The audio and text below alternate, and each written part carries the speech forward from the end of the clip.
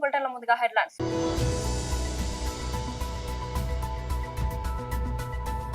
తెలంగాణ భవన్లో బీఆర్ఎస్ నాయకుల పత్రికా సమావేశం.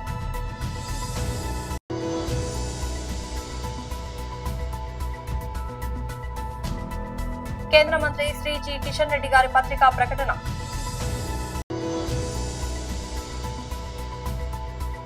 వైఎస్ఆర్సీపీ అధికార ప్రతినిధి మాజీ MLA Korumutla Srinivasulu press meet.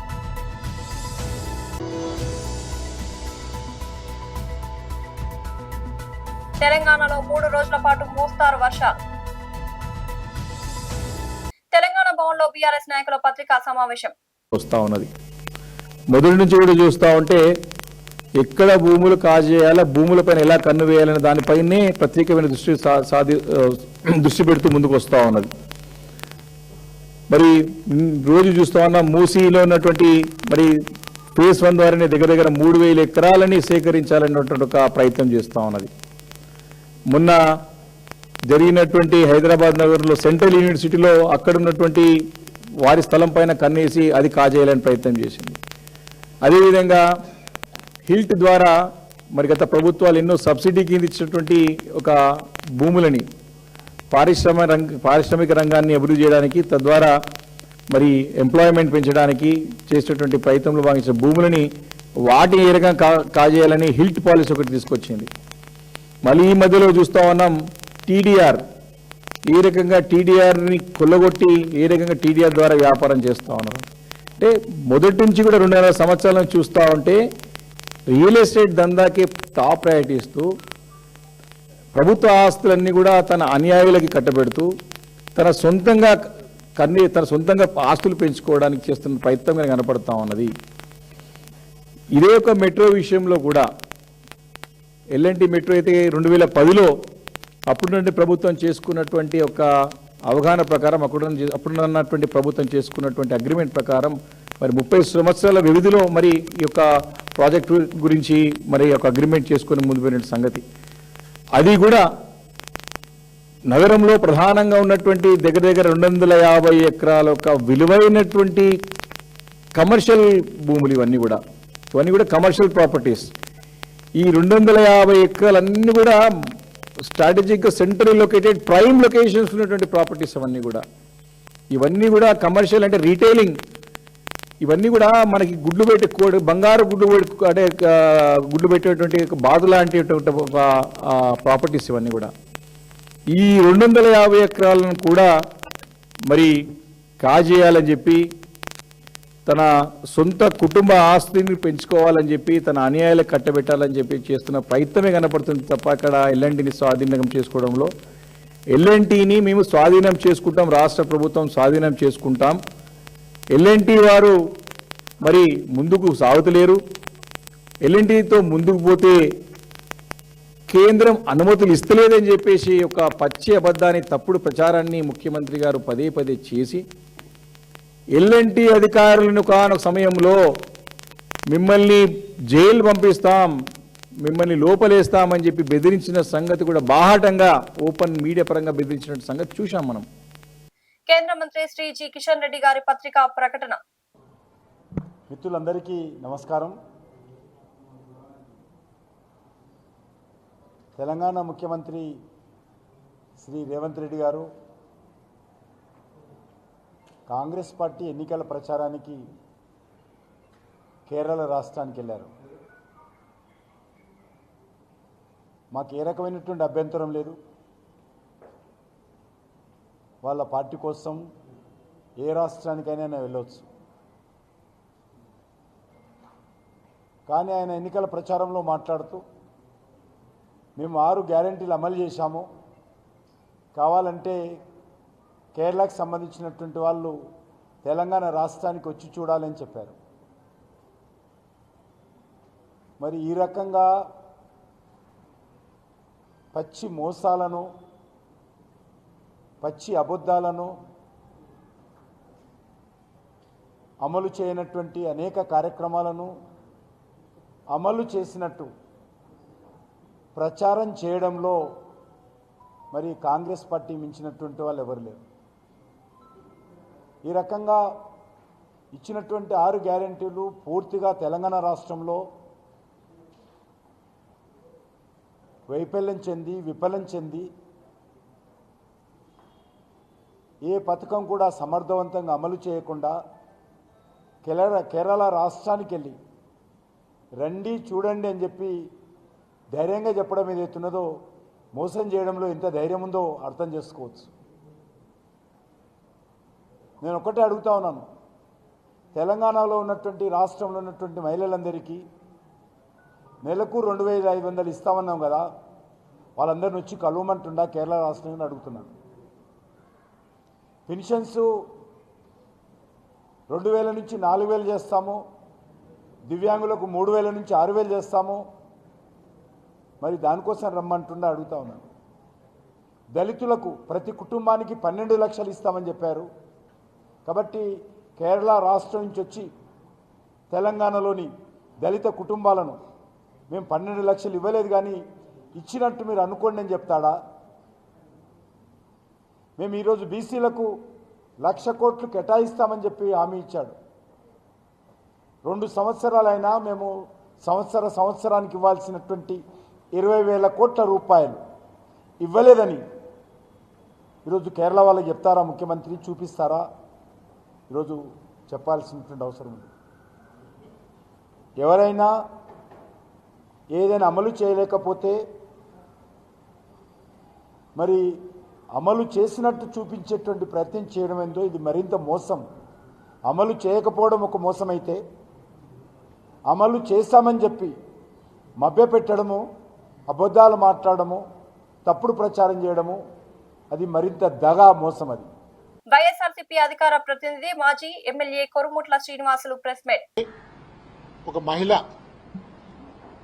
తట్టు ఒక ఎస్సీకి సంబంధించిన సామాజిక వర్గం చెందిన ఒక మహిళ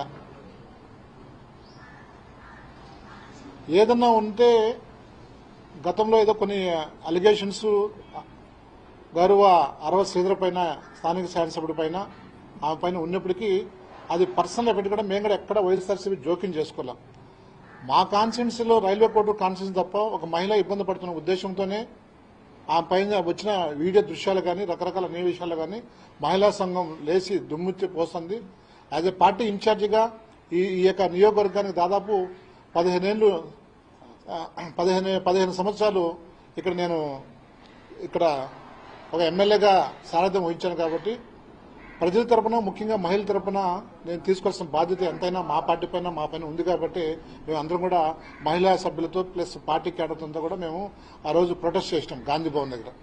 సో చేసి అక్కడే దాంతో మేము తర్వాత చట్టాలున్నాయి, కోర్టులున్నాయి, మీడియా ఉంది చూసుకుంటామని చెప్పేసి మేము కూడా ఎక్కడెక్కడ దాని గురించి మేము ముందుకు పోలా, అంటే దాన్ని వదిలేసాం. ఎందుకంటే చట్టం తన పని చేసుకోబోతుంది.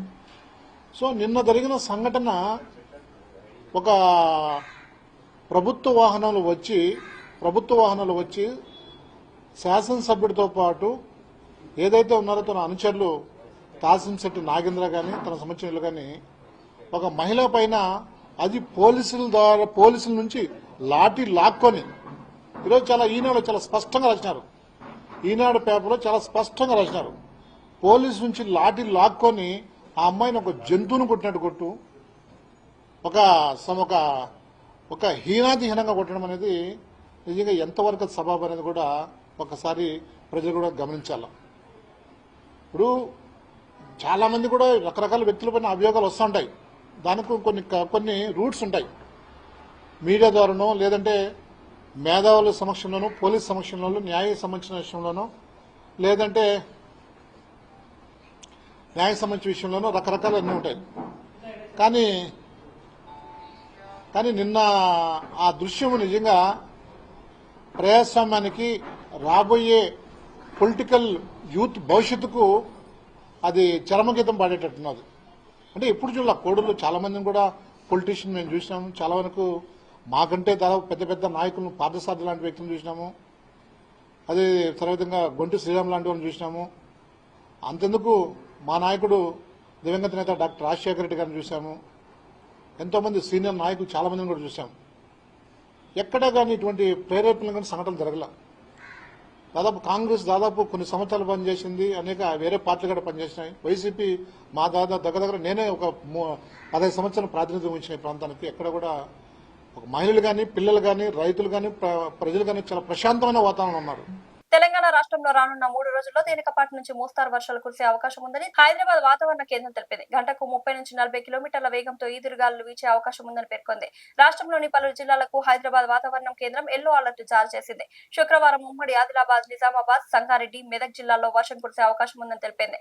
శనివారం ఉమ్మడి ఆదిలాబాద్, నిజామాబాద్, మెదక్, జగిత్యాల, సిరిసిల్ల, జనగామ జిల్లాలో వర్షం పడవచ్చని, ఆదివారం ఉమ్మడి ఆదిలాబాద్, నిజామాబాద్, మెదక్, జగిత్యాల, సిరిసిల్ల, భూపాలపల్లి, ములుగు, భద్రాద్రి, జనగామ జిల్లాలో వర్షం కురిసే అవకాశం ఉందని అధికారులు పేర్కొన్నారు. రానున్న 2 సంవత్సరాల కాలంలో రామగుండాన్ని ఒక అద్భుత నగరంగా తీర్చిదిద్దుతామని రామగుండం ఎమ్మెల్యే మక్కాన్ సింగ్ రాజ్ ఠాకూర్ తెలిపారు. ఈ మేరకు రామగుండం నగరపాలక సంస్థ ఆధ్వర్యంలో నిర్వహిస్తున్న వార్డు సభల్లో భాగంగా గోదావరికని మార్కండేయ కాలనీలో ఏర్పాటు చేసిన 47, 48, 49 డివిజన్లకు సంబంధించి వార్డు సభలో రామగుండం నగర మేయర్ మహంకాళ స్వామి, స్థానిక సంస్థల అదనపు కలెక్టర్, రామగుండం నగర కమిషనర్ అరుణశ్రీతో కలిసి ఎమ్మెల్యే రాజ్ ఠాకూర్ పాల్గొని మాట్లాడారు. ఈ కార్యక్రమంలో డిప్యూటీ మేయర్ పాతపల్లి ఎల్లయ్య, 47, 48, 49 డివిజన్ల కార్పొరేటర్లు దాసరి సాంబమూర్తి, నిర్మలాదేవి, సాగి సంతోష్ కుమార్, కార్పొరేటర్లు ముస్తఫా, ధూళికట్ట సతీష్, నగరపాలక సంస్థ అధికారులు పాల్గొన్నారు.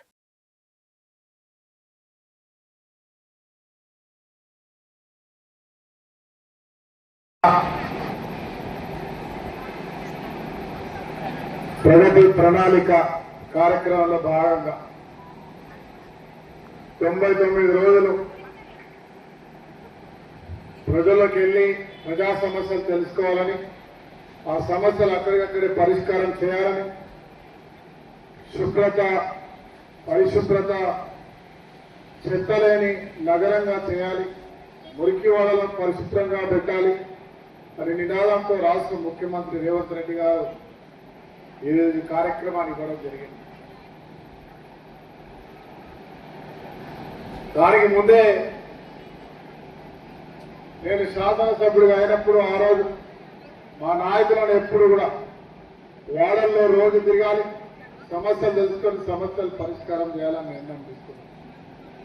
ఈరోజు కార్పొరేషన్ ఏర్పడ్డ తర్వాత మేయర్గా, మరి అదే మాదిరిగా ప్రజాప్రతినిధులందరూ కూడా నిరంతరం రోజు ఒకరోజని కాదు ఎప్పుడైనా ప్రజల్లోకి వెళ్ళాలి.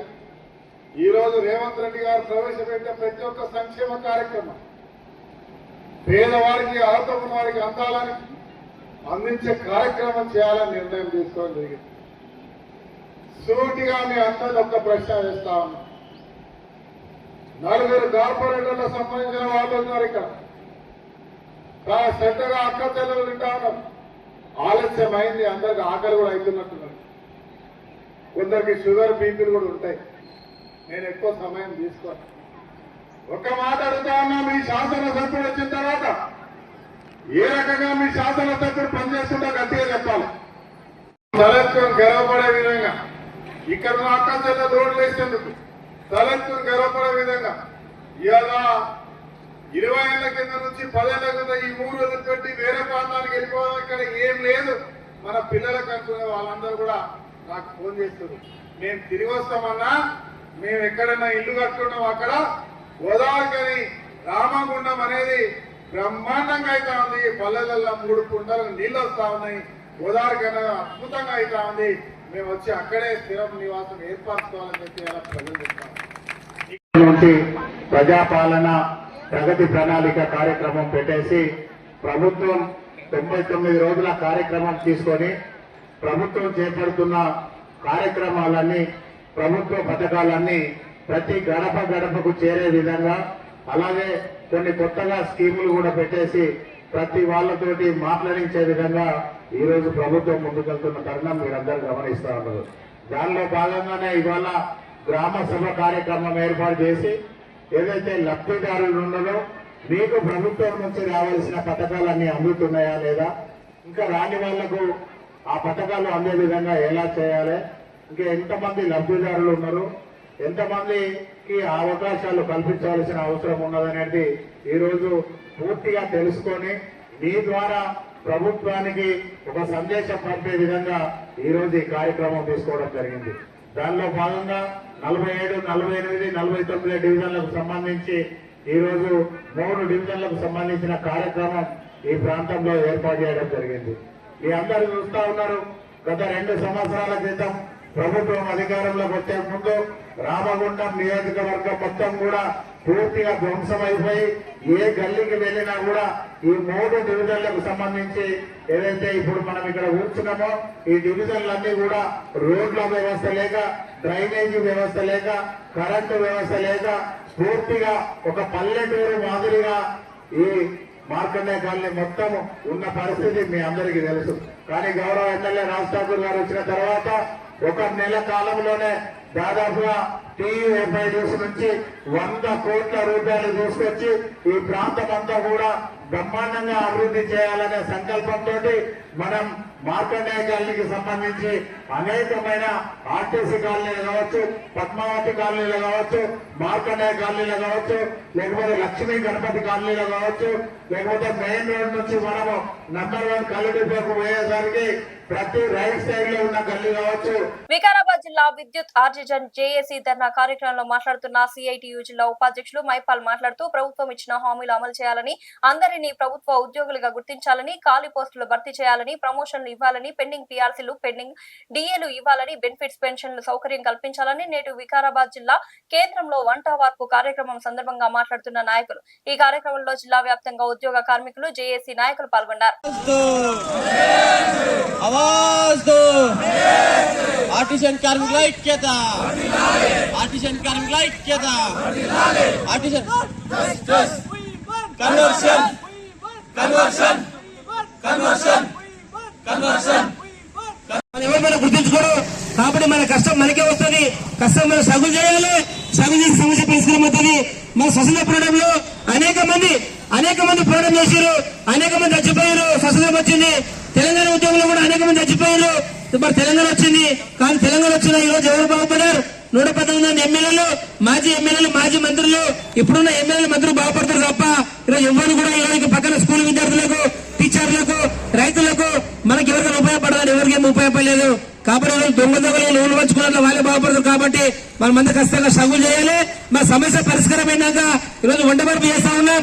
వంట వరపే కాదు, అవసరమైన నిరాదీక్ష చేయాలి, అవసరమైతే రోడ్లు బంద్ చేయాలి, అవసరమైతే బంధు పిలిపివ్వాలి, అవసరమైతే బట్టలు అర్ధనగ్న ప్రదర్శన చేయాలి, అవసరమైతే మనము తవల వరకు ఖర్చు పెడతాను, పిచ్చ పడుకోవాలి. ఈ గవర్నమెంట్ ఇజ్జత్ తీయాలి. నీకు గతంలో ఇచ్చిన హామీలు ఏమైంది? మాకు ఇచ్చిన నిరాదీక్ష ఇంద్రపాల్ గారు కూర్చున్న దీక్షలో ఇచ్చిన హామీలు ఏమైంది? మేము పెళ్ల కింద కూర్చున్నాం, అప్పుడు మాకు ఇచ్చిన హామీలు ఏమైంది? మా అసెంబ్లీలో మా గురించి ఎందుకు మాట్లాడుతున్నామని చెప్పి వస్తాం. మనం నిలదీయాలి. ఈ ప్రభుత్వం ఇజ్జత్ తీసిందాక సమస్య పరిష్కారం కాదు. ఈరోజు మా ఇళ్లలో మన పిల్లలు ఉన్నారు. మన పిల్లలు ఈరోజు పొద్దున్న లేస్తామని ఇక ధర్నాకు వస్తా ఉంటే ఏమంటారు వాళ్ళు?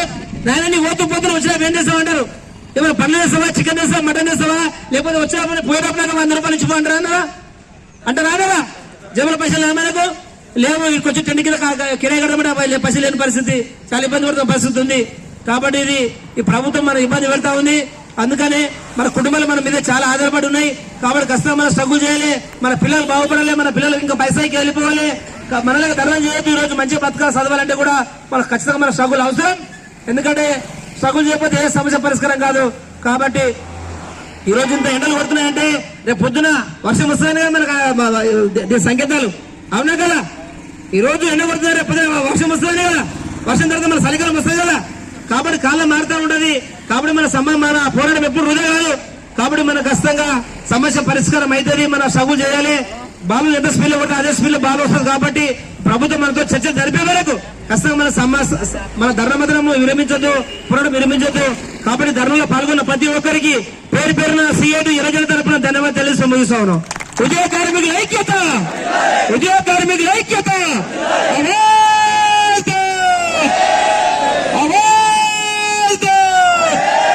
గుర్తించాలి ప్రభుత్వ ఉద్యోగులు, గుర్తించాలి ప్రభుత్వ ఉద్యోగులు, అమలు చేయాలి ప్రభుత్వం ఇచ్చిన హామీలు వెంటనే, రేపు ప్రభుత్వం ఇచ్చిన హామీలు వెంటనే అమలు చేయాలి.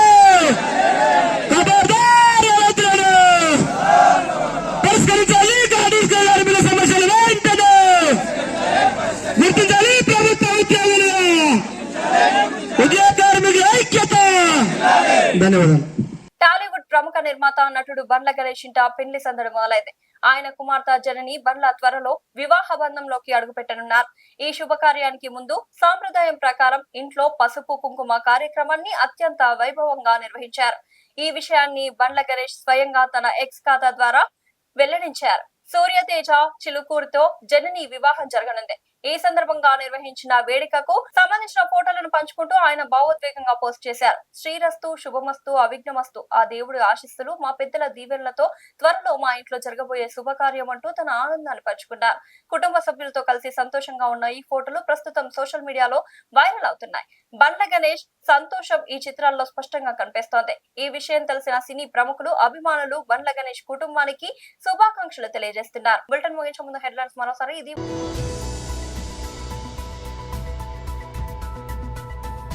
తెలంగాణ భవన్లో బీఆర్ఎస్ నాయకుల పత్రికా సమావేశం.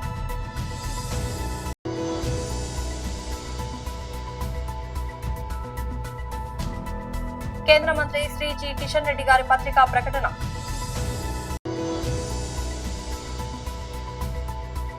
వైఎస్ఆర్సీపీ అధికార ప్రతినిధి మాజీ MLA Korumutla Srinivasulu press meet.